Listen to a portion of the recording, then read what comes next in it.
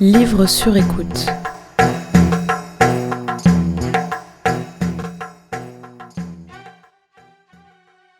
Sidonie a 27 ans, une coupe à la garçonne et des yeux qui plissent quand elle rit.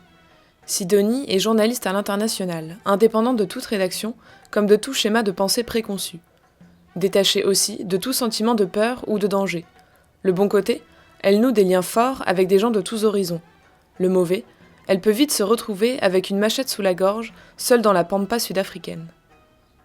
Cette indépendance, chevillée au corps, je savais qu'elle ressortirait dans le choix de Sidonie pour un livre et un extrait. Ça n'a pas manqué. Elle optera pour La femme brouillon d'Amandine D, une autofiction dans laquelle l'auteur, une féministe convaincue, livre ses contradictions et ses ambivalences face à sa grossesse et sa récente maternité. Ses revendications liées à la liberté, notamment la liberté de ne pas être une mère parfaite, c'est ce qui a rendu ce livre intéressant et atypique pour Sidonie. Bienvenue dans le 3e podcast de Livre sur écoute, avec un extrait de La femme brouillon d'Amandine D, lu par Sidonie.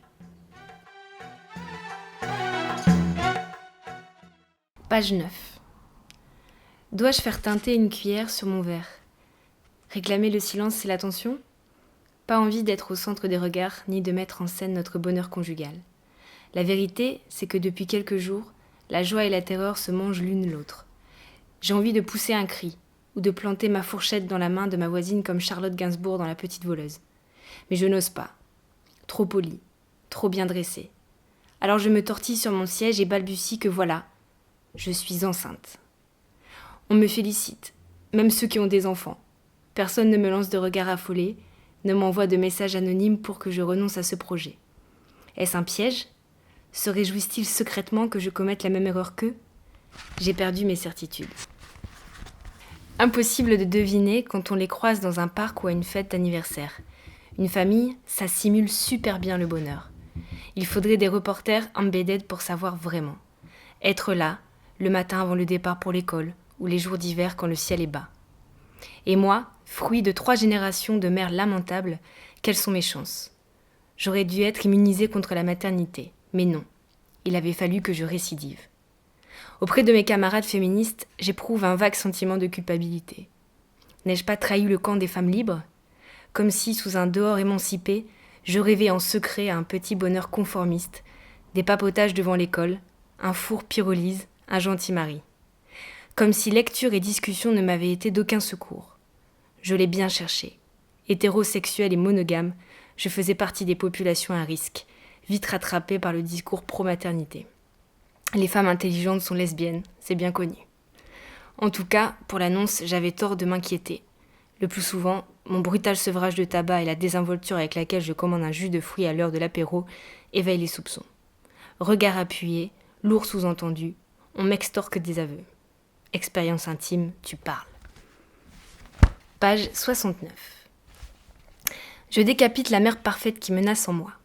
Des blogs, des articles, des livres paraissent. Ils s'intitulent « La mère indigne »,« Mauvaise mère »,« La vérité sur le premier enfant ». Avec humour et mauvaise foi, des femmes disent la colère, l'ennui, le trash et m'aident à respirer. Mais la mère parfaite est plus fourbe qu'on ne le croit.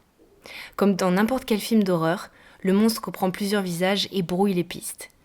La mère parfaite niveau 1, rivée à sa cuisinière avec la maison et le bonheur conjugal comme seul horizon, c'est entendu, j'y ai échappé.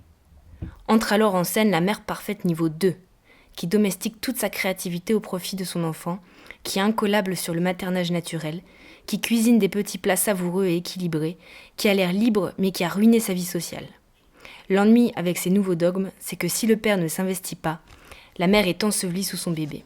Un peu comme sa propre grand-mère, sauf que celle-ci avait appris à n'avoir aucune ambition personnelle. Celle-ci, j'y échappe de justesse.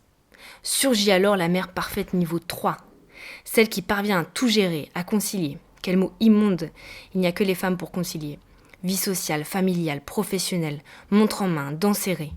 Qui tente d'articuler dans un même discours la joie de rencontrer son enfant avec les bases élémentaires de lutte contre le patriarcat et le tout avec très peu d'heures de sommeil. Est-ce que je lui ai bien réglé son compte à celle-là ? Le meilleur moyen d'éradiquer la mère parfaite, c'est de glandouiller. Le terme est important car il n'appelle à aucune espèce de réalisation. Il est l'ennemi du mot concilier. Car si faire vœu d'inutilité est déjà courageux dans notre société, pour une mère, c'est la subversion absolue. Le jour où je refuse d'accompagner père et bébé à un déjeuner dominical pour traîner en pyjama toute la journée, je sens que je tiens quelque chose.